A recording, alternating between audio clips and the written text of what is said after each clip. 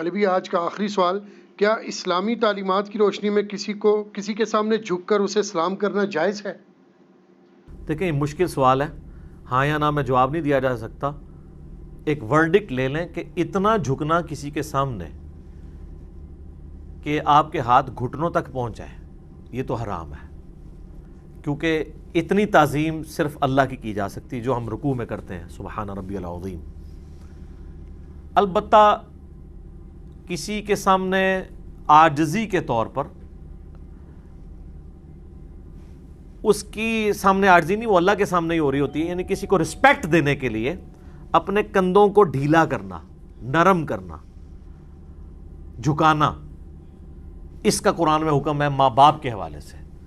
دیکھیں نا سورہ بنی اسرائیل میں جہاں پہ اللہ تعالیٰ نے 10 کمانڈمنٹس ارشاد فرمائی ہیں، اعوذ باللہ من الشیطان الرجیم، وَقَضَىٰ رَبُّكَ أَلَّا تَعْبُدُوا إِلَّا إِيَّاهُ، اور تمہارے رب نے یہ بات طے کر دی تھی کہ مت پوجنا کسی کو سوائے اس کے، وَبِالْوَالِدَيْنِ إِحْسَانًا، اور ماں باپ کے ساتھ احسان کرنا، إِمَّا يَبْلُغَنَّ عِندَكَ الْكِبَرَ، اگر وہ پہنچ جائیں تمہارے پاس اس حال میں کہ وہ بوڑھے ہوں، أَحَدُهُمَا أَوْ كِلَاهُمَا، ان میں سے کوئی ایک یا وہ دونوں، فَلَا تَقُلْ لَهُمَا اُف، تو ان کو اف بھی نہ کہنا، وَلَا تَنْهَرْهُمَا، اور ان دونوں کو مت جھڑکنا، وَقُلْ لَهُمَا قَوْلًا كَرِيمًا، اور ان کے ساتھ بات نرمی سے کرنا، وَاخْفِضْ لَهُمَا جَنَاحَ الذُّلِّ مِنَ الرَّحْمَةِ، اپنے کندھے عاجزی کے ساتھ ان کے سامنے جھکا کے رکھنا، وَقُلْ رَبِّ ارْحَمْهُمَا كَمَا رَبَّيَانِي صَغِيرًا، اور ان کے لیے دعا کرنا کہ اللہ ان دونوں پر رحم فرما جس طرح بچپن میں انہوں نے مجھے پالا تھا۔ تو اللہ نے کہا اپنے عاجزی کے ساتھ اپنے کندھے ان کے سامنے جھکا کے، یعنی اکڑنا نہیں ہے، یوں سر جھکانا، کندھے کا جھکنا، لیکن حد رکوع تک نہ جھکا جائے۔ ایون اگر آپ نے ہاتھ بھی چومنے ہیں تو ہاتھوں کو اوپر لے کے آئیں گے چومنے کے لیے، یا خود نیچے بیٹھ جائیں چومنے کے لیے، حد رکوع نہ جھکنا ہو۔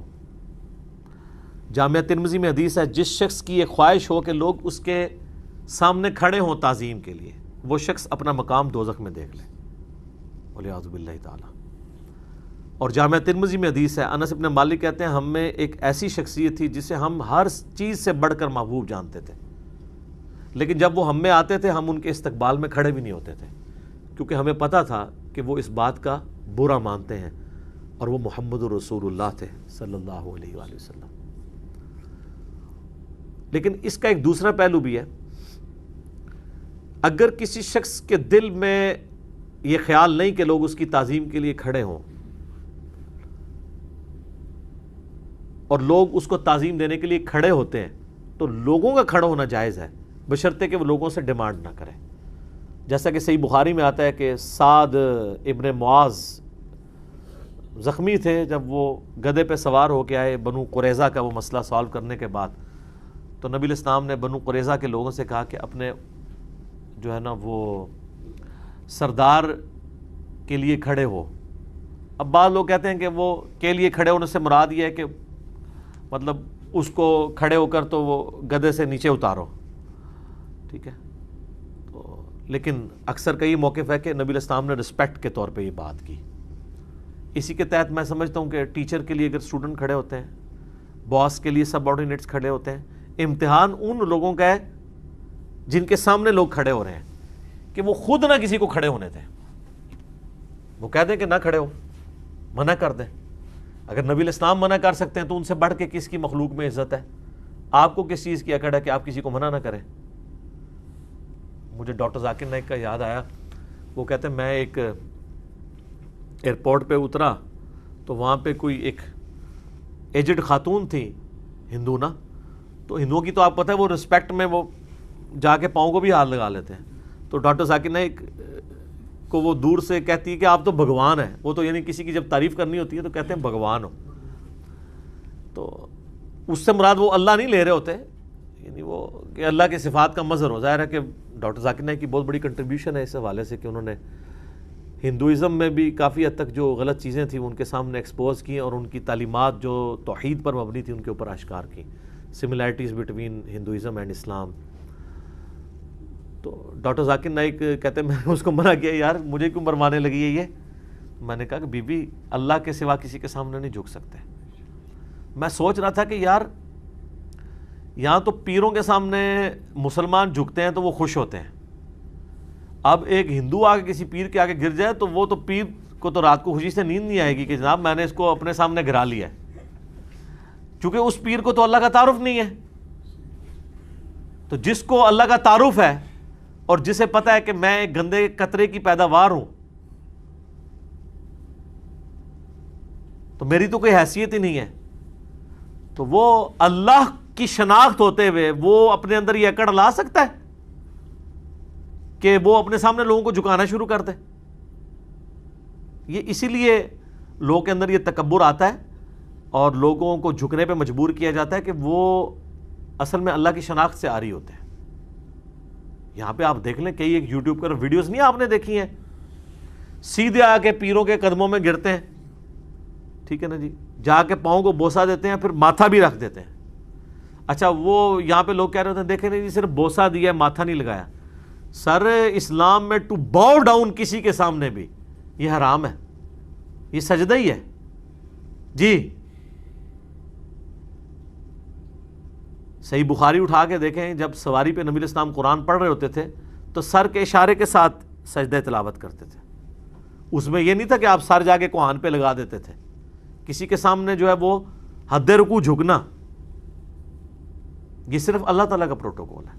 تو اگر کوئی شخص کسی کے پاؤں چومنے کے لیے اس کے سامنے یوں جھکا ہے, چاہے اس نے ماتھا نہیں بھی لگایا, باقی اس نے وہ کہتے ہیں دیکھیں ماتھا نہیں لگا تو جب تک 7 عذاب پورے نہیں ہوں گے, آپ کے پورا کرنے والے بھی قبروں پہ ہزاروں لوگ ہیں, جائیں ان کو تو منع کریں نا. To cut the story short, وہ 7 پورے بھی کر رہے ہیں. میرے بھائی جب آپ کسی کے سامنے جھک گئے نا, چاہے آپ نے ماتھا لگایا یا نہ لگایا, بوسہ لیا یا نہیں لیا, رکوع سے آگے جیسے آپ گئے ہیں یا رکوع کے فارم میں بھی چلے گئے ہیں, تو آپ نے اس کو عبادت کا ایک پوسچر جو صرف اللہ کا پروٹوکول تھا, کیونکہ یہ عاجزی والا پوسچر ہے. ویسے تو کل کو کہہ سکتا ہے قیام بھی اللہ کے سامنے کیا جاتا ہے, تو وہ تو ظاہر ہے کہ وہ والا عاجزی والا پوسچر نہیں ہے. وہ تو اللہ نے ہمیں نیچرلی ایسے رکھا ہے کہ ہم اب قومے میں ہم جیسے کھڑے ہوتے ہیں ربنا لک الحمد, یہ تو ہماری عام حالت ہے, ٹھیک ہے, وہ یہ تو ہم سب کے سامنے ہی رکھی ہوئی ہوتی ہے.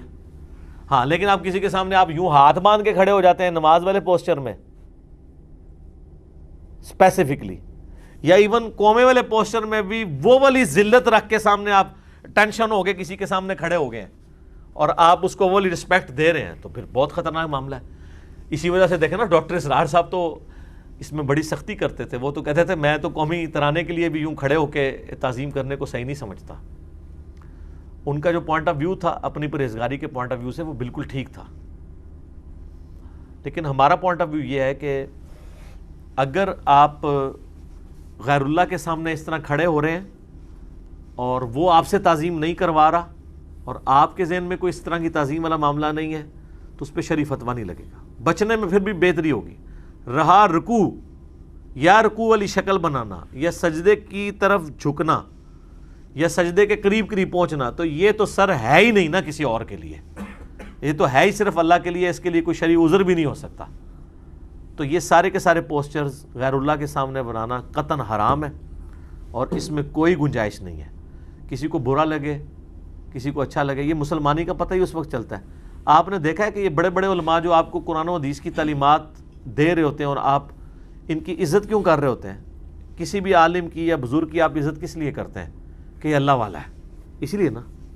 تو اگر وہ خود اللہ بننے کی کوشش کرے تو اس کی عزت کرنی چاہیے, تو یہ کرتے ہیں.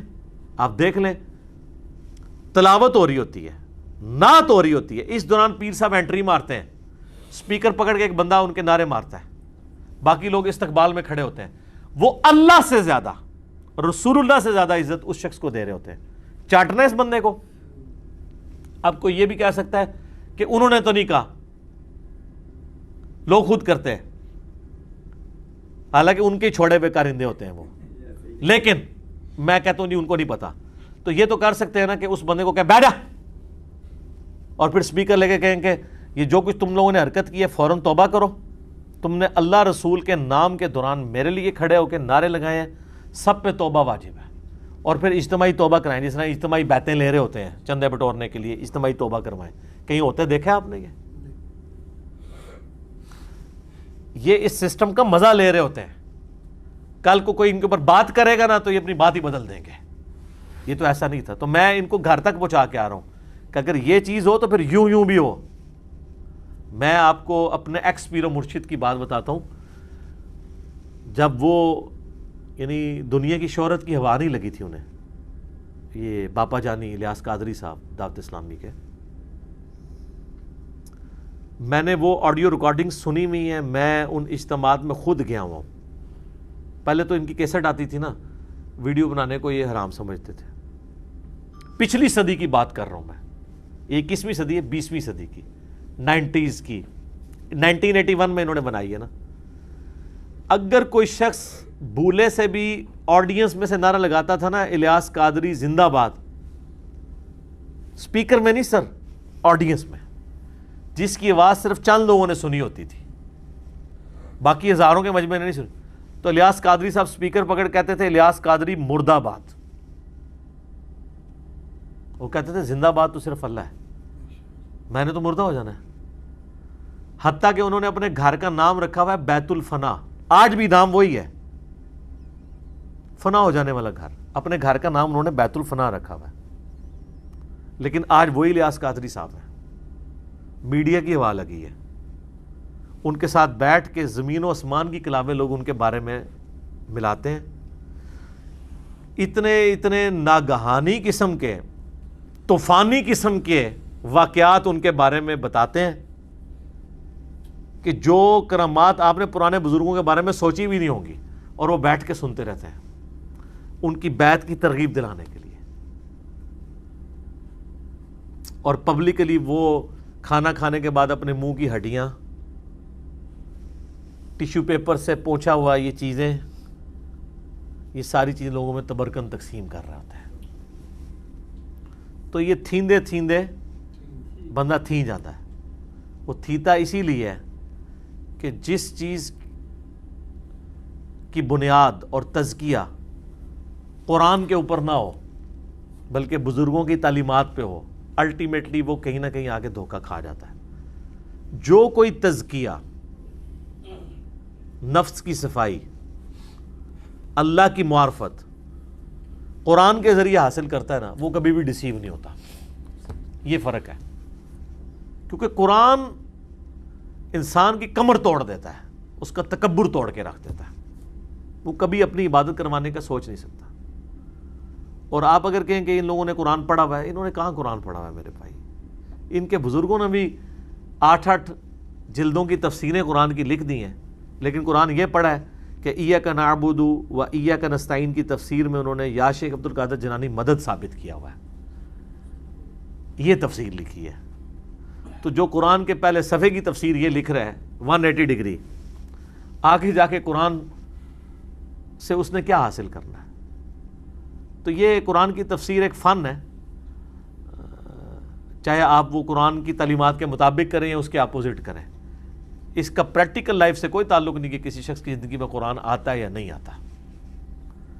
اس لیے آپ دیکھتے ہیں کہ وہ ڈاکٹر اسرار صاحب فرمایا کرتے تھے کہ ہماری ینگ جنریشن ہمارے علماء اور بزرگوں کا کردار جب دیکھتی ہے نا تو دین سے متنفر ہو جاتی ہے. اس لیے کہ وہ کہتے ہیں کہ ہم نے دین پہ چان کے کیا لینا ہے.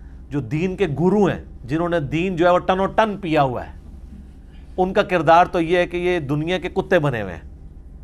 اور کتے کی مثال بری نہیں. قرآن میں بلعام بن باورا ایک عالم سو جو دنیا دار بن گیا تھا, اس کی مثال اللہ نے کتے کی بیان کی ہے, سورۃ الاعراف آیت نمبر 175.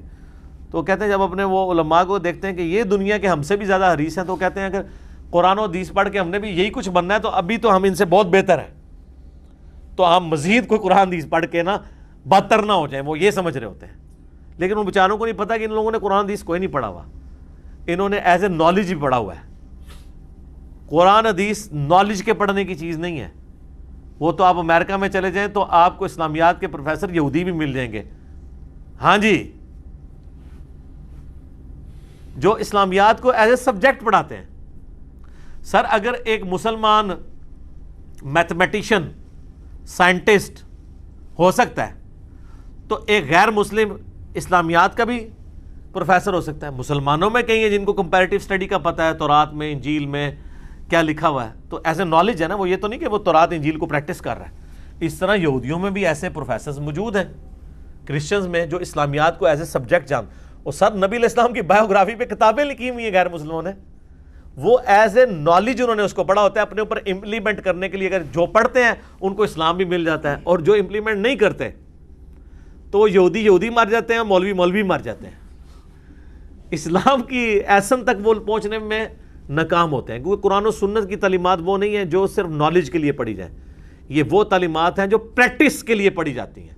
اور جو پریکٹس کر لیتا ہے نا سر, پھر اللہ تعالیٰ اس چیز کی پرواہ نہیں کرتا کہ وہ کسی مسجد کا امام ہے, کسی پیر خانے کا گدی نشین ہے, وہ کسی جماعت کا امیر ہے. اللہ تعالیٰ ان چیزوں سے بے پرواہ ہے. پھر وہ مودودی ہوگا,